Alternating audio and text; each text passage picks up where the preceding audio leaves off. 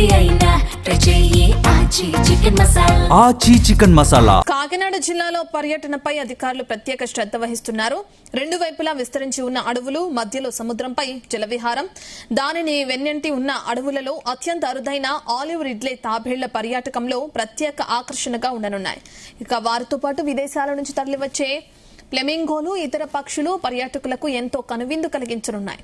వాటిని చూస్తూ సముద్రంలో విహరిస్తూ ప్రకృతిని చూసి పర్యాటకులు పరవశించిపోవటం ఖాయంగా కనిపిస్తుంది. జీవితంలో ఒక్కసారైనా చూడాల్సిన పర్యాటక కేంద్రంగా కాకినాడ జిల్లా తాళ్లరేవు మండలంలోని కోరింగా వైల్డ్ లైఫ్ అటవీ ప్రాంతం తయారైంది. ఈ అభయారణ్యంలో తిరగగానే జంతువులు, ఇక్కడి వింతలు, విశేషాల గురించి అటవీ అధికారులు వరప్రసాద్ తో మా ప్రతినిధి సాంబశివరావు ఫేస్ టు ఫేస్.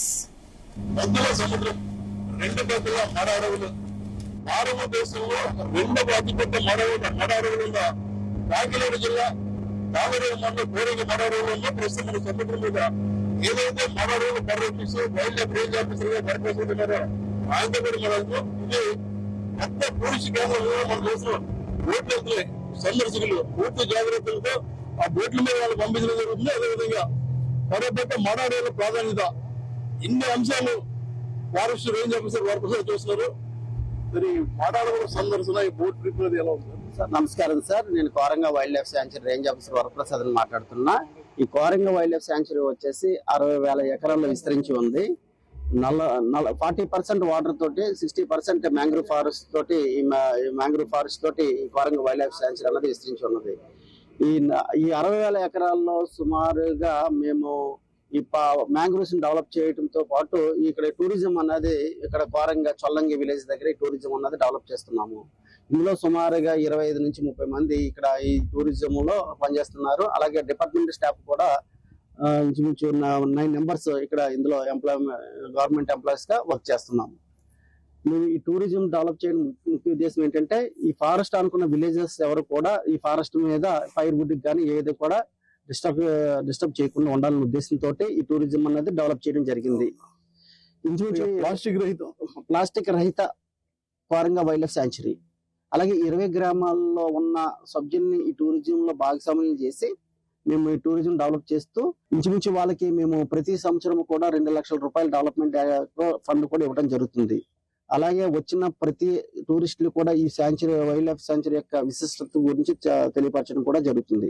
అలాగే ఇప్పుడు మనం వెళ్ళే క్రీక్ అనేది రీసెంట్ గా డెవలప్ చేయడం జరిగింది. ఇది రాజీవ్ క్రీక్ అంటారు. ఇది సుమారుగా ఈ క్రీక్ డిస్టెన్స్ వచ్చేసి 3 కిలోమీటర్స్ ఉంటుంది. ఇదంతా కూడా మా మడ అడవుల్లోంచి ప్రయాణం అనేది సాగుతుందన్నమాట. అలాగే ఇక్కడ మైగ్రేట్ బర్డ్స్ వస్తుంటాయి, ఆలివ్ రిడ్లీస్ వస్తుంటాయి. విదేశీ పక్షులు గతంలో అప్పుడప్పుడు 365 రోజులు కూడా విదేశీ పక్షులకు వస్తున్నాయి. ఎలా దీన్ని కాపాడగలుగుతున్నారు? ఇది కోరంగా వైల్డ్ లైఫ్ శాంచురీ అన్నది ఇండియాలో 2nd లార్జెస్ట్ మ్యాంగ్రూవ్ ఫారెస్ట్ అండి. ఇక్కడ వెట్లాండ్ మంచి ఇండికేటర్. ఇక్కడ మైగ్రేట్ బర్డ్స్ వస్తూ ఉంటాయి. ఈ మైగ్రేట్ బర్డ్స్ నుంచి ఇంచుమించు 13-14 వేల కిలోమీటర్ ట్రావెల్ చేసి కోరంగా వైల్డ్ లైఫ్ బర్డ్స్ బాటిల్ గార్డ్విట్ ఇలాగా కొన్ని పక్షి జాతులు ఉన్నాయి. Flamingos, Indian skimmers. ముఖ్యంగా ఫ్లెమింగోస్ గతంలో ఏడాది ఒకసారి వచ్చి 360 రోజులు మన ఫ్లెమింగోలు కనబడుతున్నాయి. రీసెంట్ గా మేము 2021-22 మధ్య కాలంలో ఒక ఫ్లెమింగో కనుగొనడం జరిగింది.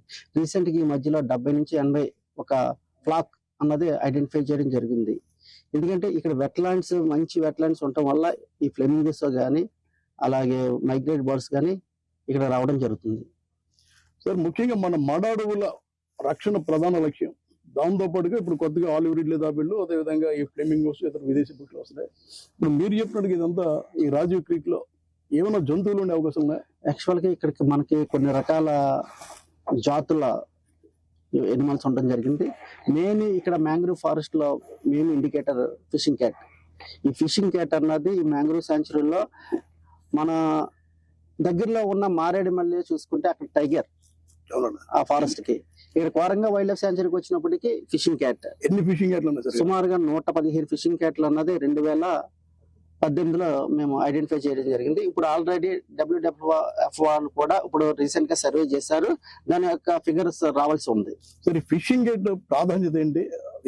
దాని వల్ల ఉపయోగాలు ఉన్నాయి? ఒక మంచి ఫారెస్ట్ ఇండికేటర్ ఏదైనా ఇప్పుడు మారేడుమల్లి ఫారెస్ట్ ఒక మంచి ఫారెస్ట్ ఉదాహరణకి ఏంటంటే టైగర్. అలాగే కోరంగా వైల్డ్ లైఫ్ శాంచురీ మంచి ఫారెస్ట్ అన్న ఇండికేటర్ ఫిషింగ్ క్యాట్. వీటితో పాటు ఇంకా మనం మడ అడవులు సంరక్షిస్తున్నాం. ఈ మడ అడవులు మన భారతదేశంలో రెండో అతిపెద్ద మడ అడవులు కాకినాడ నగరాన్ని సముద్రపాతం జరుగుతుంది. ఈ మడ అడవులు, ఈ పక్షులు, ఇది కాక మనం చేసే కార్యక్రమాలు అంటే ఈ మన కొన్ని గ్రూపులు ఏర్పాటు చేసి వాళ్ళకి సంరక్షణ కల్పిస్తున్నారు కదా. మేము GCF స్కీమ్ అనేది ఒకటి ఉంది. ఆ స్కీమ్ యొక్క ఉద్దేశం ఏంటంటే ఎక్కడైతే ఐటీ ప్లేస్లు ఉన్నాయో ఆ ప్లేసులకి వాటర్ వెళ్ళే విధంగా ఛాలెంజ్ చేస్తాము. ఆ ఛాలెంజ్ చేయడానికి GCF గ్రీన్ క్లైమేట్ ఫండ్ అన్నది, గ్రీన్ క్లైమేట్ ఫండ్ ఇదంటే ఇంటర్నేషనల్ వారు ఈ ఫండ్ అన్నది ఈ మ్యాంగ్రూవ్స్ ఉన్న ఏరియాలో ఫండింగ్ ఇవ్వడం జరుగుతుంది. ఈ ఫండింగ్ ఇవ్వడం వల్ల లోకల్ విలేజర్స్ అందరూ కూడా 365 రోజులు కూడా ఉపాధి అన్నది. మీ నోటీస్కి వచ్చిందో లేదో మాకు తెలియదు కానీ ఇది టూరిజం ఇచ్చారు, టూరిజం సబ్ కాంట్రాక్ట్ ఇచ్చారు. అక్కడ కొన్ని అక్రమాలు జరుగుతున్నప్పుడు ఇది పూర్తిగా ఏదైతే బోటింగ్ ఉందో మీ ఆండర్ లో ఉందో వాళ్ళు చూస్తున్నాం.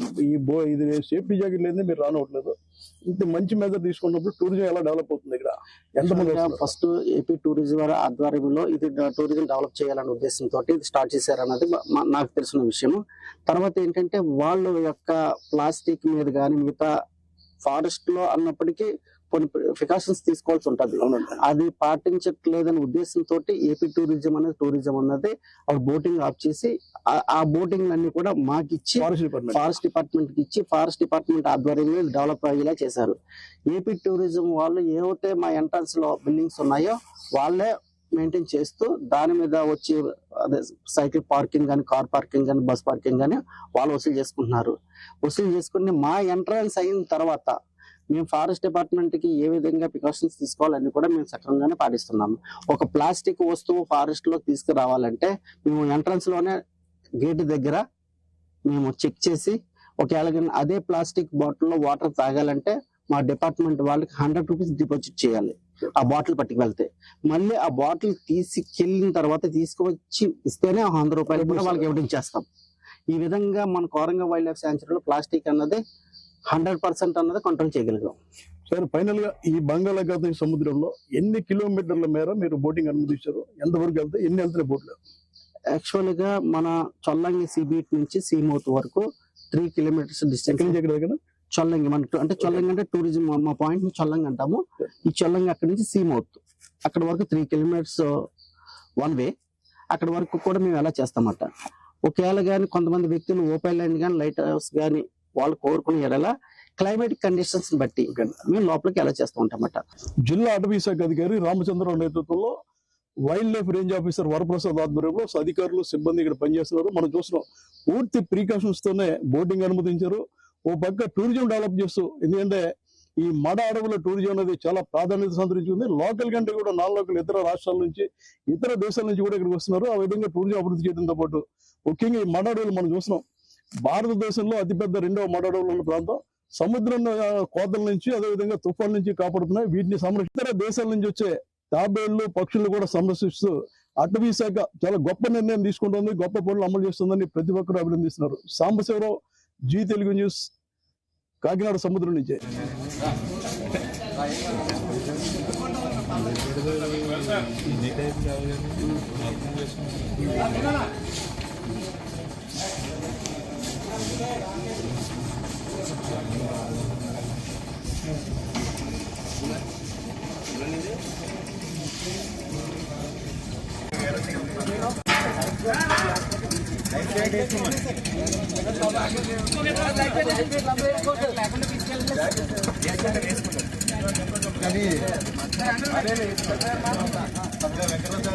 రండి సార్, రండి.